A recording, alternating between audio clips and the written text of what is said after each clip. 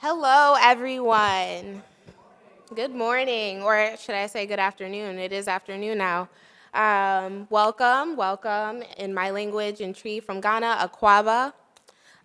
We welcome you to Africa Day 2020, but it's also Ghana Independence Day, so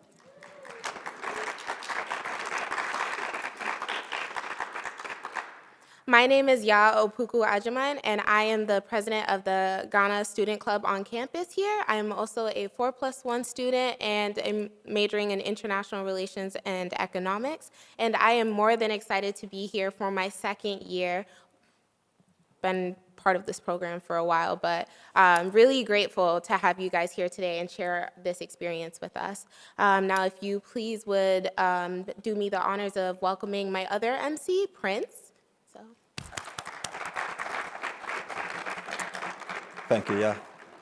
Again, welcome. My name is Prince Tomakele Mungembu. I am a first-year doctoral student in global governance and human security. Unlike this is my first time here, but I'm very excited to be here and spend this day with you. So I would start by welcoming Madam Ambassador Mohammed, but also the Chancellor, the Dean of the McCormick School, Mr. David Cash, but also the Associate Dean, Madam Kiki Edozie, the panelists, speakers, and all of you guys. So welcome to Africa Day, and let's celebrate it together. So, do you want to go through the program? Oh, yeah. So just to give you a quick rundown of what we plan on doing today, other than opening remarks, which we're currently in, we'll have a luncheon, and then we'll move into our keynote speaker from Ambassador Mohammed, and then go into our keynote panel with discussions about Afrophobia and Afrophilia. Pan-Africanism is a middle ground. And then we'll have another break and then go into another keynote from graduate students from here as well as other universities in order to discuss Afrophobia and xenophobia in the US, experiences from the front line, and then we'll have another event like intermission, and then we will have a welcoming and opening remarks for our evening session, and then again, you'll see me there, maybe in a new outfit, who knows? But we highly recommend that you stay for the whole event. It is going to be lit. So yeah. You want to introduce Kiki? Yeah, so now we are going to call the Associate Dean of the McCormick Graduate School of Policy and Global Studies, Kiki Rita Edozie. Please.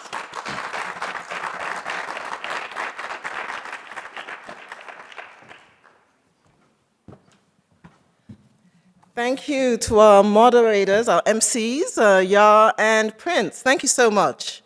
And good afternoon, everyone. Habari in Swahili, but welcome to our second Africa Day celebration here at UMass Boston. Let me say a few quick things. As you know, I'm Rita Kiki Edozie. I wear many hats. I'm a professor of international relations. I'm the associate dean at McCormick, but I'm also the chair of the Africa Scholars Forum, which is hosting today's event through the McCormick Graduate School. The Africa Scholars Forum was established in 2018 by a cohort of teacher scholars of African studies at the university. And you can see, refer to them in your brochure, the names of many of our faculty who are part of that forum.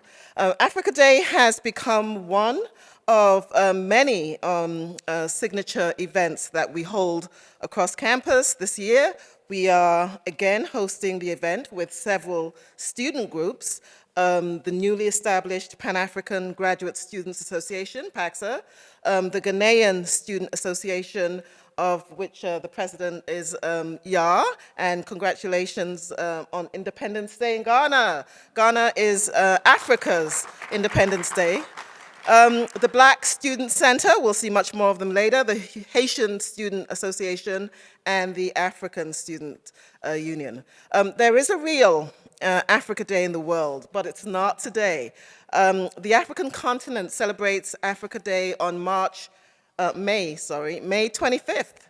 The day was first established in 1963 as African Freedom Day or African Liberation Day, in commemoration of the foundation of the Organization of African Unity, which is now the African Union, whose ambassador to the UN, the African Union ambassador to the UN, is our keynote speaker today. So more than 50 years ago, at a Pan-African conference held in 1958 to call for the end of colonial rule in Africa, the great Kwame Nkrumah from Ghana called for the observance of African Freedom Day once a year to mark the onward progress of the liberation movement and to symbolize the determination of the people of Africa to free themselves from foreign domination and exploitation.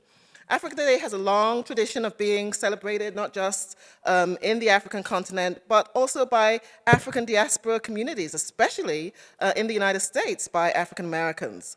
It's a place, a time, a day where different African heritages come together in cultural attires, as you have seen us today, and we swap traditional African recipes. Today we have food from Nigeria, from Somalia, and from Cape Verde. At UMass Boston today, March 6th, we are celebrating Africa Day a little earlier, but strategically, it is Ghana's Independence Day, so we are celebrating Africa Day on that day of historic importance. Last year, our theme for the first Africa Day was Pan-Africa Rising.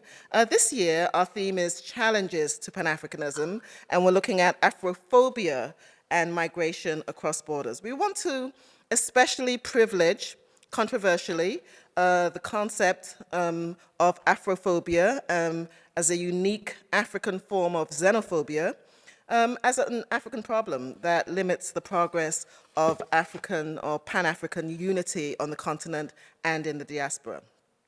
We've got a huge program for you today. We are especially excited to hear from the ambassador, but now I'd just quickly like to introduce our interim chancellor to come up and provide some welcoming comments to you. I do want to say a few things about this very important person. Catherine Newman was named interim chancellor of the University of Massachusetts, Boston, right here on July 1st, 2018. She is a native Californian. She completed her undergraduate degree in philosophy and sociology at the University of California, San Diego, and her PhD in anthropology at the University of California, Berkeley. In 1981, Dr. Newman moved east to join the Department of Anthropology at Columbia University, where she was tenured in 1989. She spent 16 years at Columbia and published a number of books, world-renowned books, focusing on poverty and inequality. In 2000, Dr. Newman became the founding dean of social science of the newly formed Radcliffe Institute for Advanced Study at Harvard University. Princeton University's Woodrow Wilson School and Department of Sociology was her home from 2004 to 2010. Given her increasing interest in international problems, including those in South Africa, Dr. Newman became the director of Princeton's Institute for International and Regional Studies and expanded its global seminar programs for undergraduates. In 2010, Dr. Newman became the James Knapp Dean of the Arts and Sciences at Johns Hopkins University. Dr. Newman served as the provost of the Amherst campus of UMass system from 2014 to 17, and the senior vice president for academic affairs at the Office of the President at the University of Massachusetts. Throughout her career, whether as a full-time faculty member or as an academic leader, she has remained an active scholar, completing 15 books and 5 edited volumes, dwelling both on issues of poverty and policy. We have been honored to have Dr. Newman as our interim chancellor for the past 2 years. In July, she will assume her new post. We're calling it Chancellor of Chancellors at the system of the University of Massachusetts, where she will lead the university's statewide strategic initiatives in academic affairs. Please welcome Chancellor Newman. Thank you.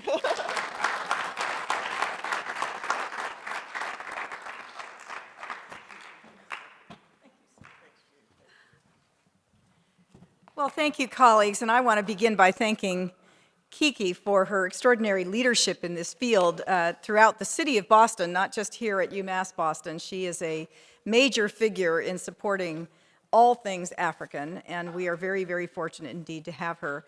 I would like to welcome Ambassador Fatima Mohammed. We are delighted to have you here. It's an honor. And I want to thank all the student organizations and many other people who helped to make this event possible. You know, in this kind of ceremonial role, I actually prefer to add something substantive to the agenda wherever I can.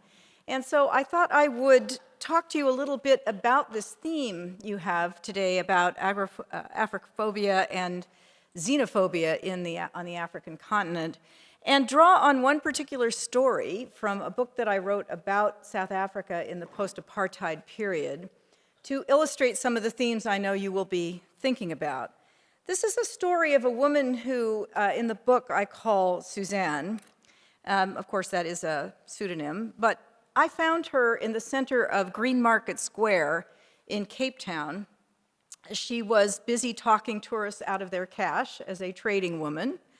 She was very round-faced, obviously pregnant, her head wrapped in a beautiful colored scarf, and she and her assistants were actively enticing shoppers who might otherwise go to another stall. To foreign shoppers, Suzanne is but one of many people selling her wares in the market square. To those in the know, however, the lilt of her accent gives her away. She is not from this part of the world. Suzanne is Congolese, a refugee from civil wars which consumed much of Central Africa. By the time we met, she had been in South Africa for about 8 years, the survivor of an epic journey of over 1,500 miles. Millions of migrants have come to South Africa in the decades since the end of apartheid, from countries as far away as Somalia and Rwanda, and from as close as neighboring Zimbabwe. They have arrived in this relatively prosperous, relatively peaceful country just in time to see the effects of a worldwide recession slam into the economy of South Africa, sending unemployment into the stratosphere. These were especially hard times for refugees and immigrants.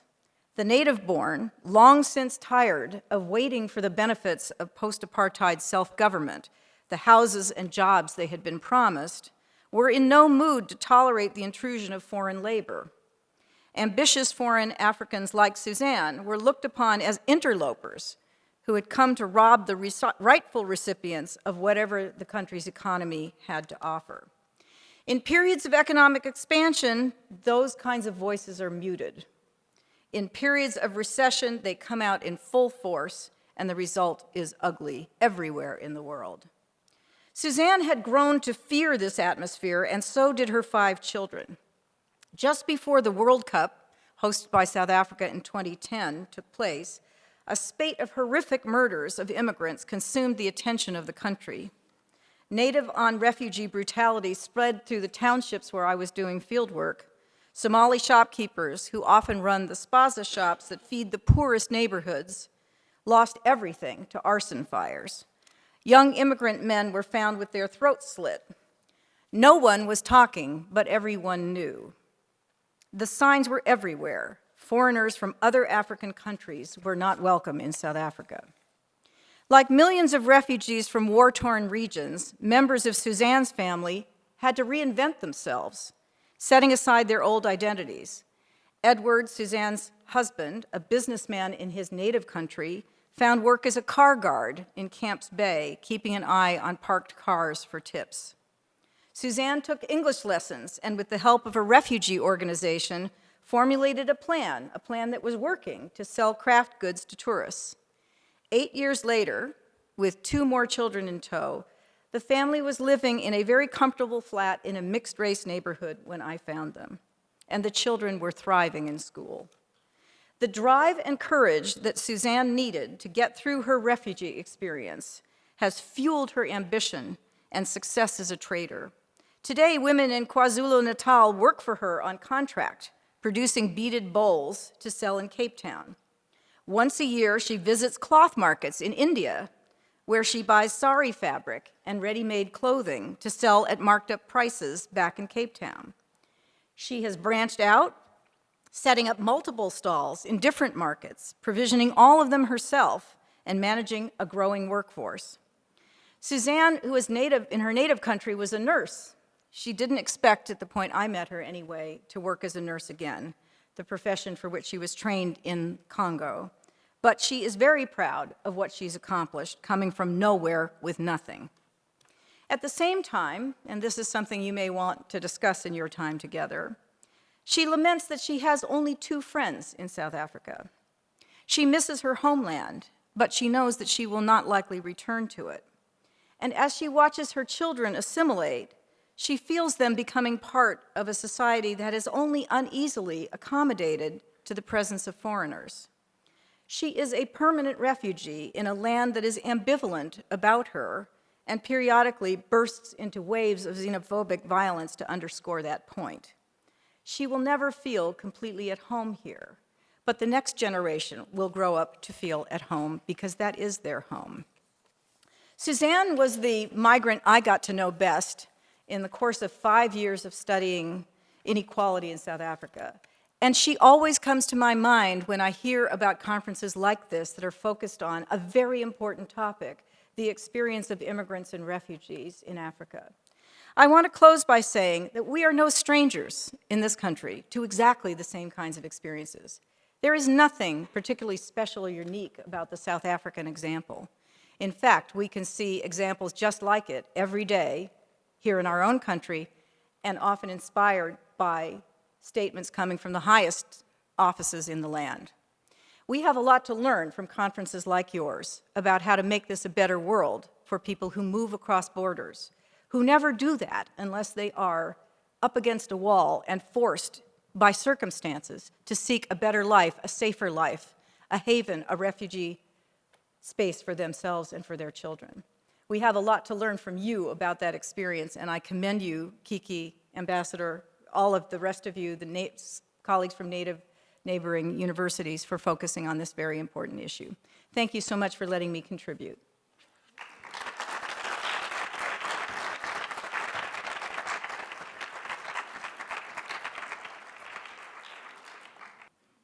Up next, we have Dean Cash of the John W. McCormick Graduate School of Policy and Global Studies.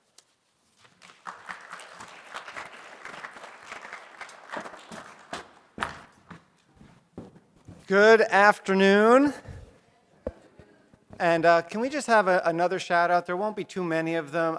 You can't have too many shout outs for Prince and Ya today for being our MCs. Thank you so much. And can I just ask a quick question? How many of you, by show of hands, are not from the UMass Boston community? Fantastic. Welcome, welcome, welcome. We are so glad that you are here today. In addition to welcoming you, I would especially like to welcome our guest ambassador, Fatima Mohammed. Thank you so much for coming here. As a woman leader in the highest levels of politics and governance in Africa, you are a beacon to us. So thank you so much for being here today. I just want to note and comment on the Chancellor's discussion. Many of you who do research travel to Africa or about the African diaspora have stories like that. And it was very powerful to hear that kind of personalizing of the issues that we touch on every day. I do not work in the area of refugees and migration. My area is clean energy and climate change, and I've traveled to Africa several times to work in that space. And one of the things that's most optimistic and exciting is that African countries, African communities have the chance to leapfrog and avoid the major damages that currently industrialized countries have done by depending on fossil fuels for the last 100 years. The technologies are there, the business models are there, the ideas of governance and policy are there to allow for the flourishing of distributed solar and wind in such a way that can provide the kind of energy that communities need to have schools and hospitals and medicine, et cetera. So in some ways, it's a really exciting time in that particular space. And that's something that I felt very deeply when I traveled there. So that's, I know it's not on topic here, but at least that's my connection that has been very exciting. I also want to talk about really quickly on what happens on this campus. I think that prior to, as you will hear me thank Associate Dean Edozie later, prior to her work on bringing together this network, there was so much activity going on campus that related to Africa but was not known across campus. We are doing studies in dozens and dozens of countries on the continent. We cross disciplines and themes, including peace and conflict, economic development, agriculture, gender issues, sociology, environment and natural resources, governance, anthropology, restorative justice, the diaspora, education, sports, sustainability, energy, climate change, public health, and many, many more areas. It's remarkable the breadth of work that's done here on this campus, and then multiply that with our colleagues who come from off of campus. Our faculty, students, and staff are scholars, publishing in top-flight journals, and community-engaged actors with on-the-ground efforts working hand-in-hand with communities, monitoring elections, providing health care, advising governments, training in the public sector, and many, many more. Many, many more actions. As I noted at the beginning, that we owe a special thanks to Associate Dean and Professor Kiki Edozie. Tireless and creative, yes, as I look at the students who have all been working behind the scenes, tireless, right? She is tireless, and she provides students with the opportunity to shine. As you will see today, so much of the work that's gone on today is driven by the students, and she has acted as this glue with the emerging regional network here in the Boston area of African scholars. For example, as soon as it was announced that the African Studies Association, their 62nd annual meeting would be held in Boston, when it was announced several years ago, she immediately volunteered to be the co-chair of the Local Arrangements Committee and brought together scholars in networking events, panels, meetings, et cetera. So thank you again. Thank you. So I hope everybody has a fantastic day. One of the trademarks now of this second Africa Day is not just sitting down and discussing serious, deep, world-changing issues, as you will hear, but it's to celebrate and to be joyful and to eat and to dance and to play music. And I look forward to being with you for the day today with us. So thank you so much.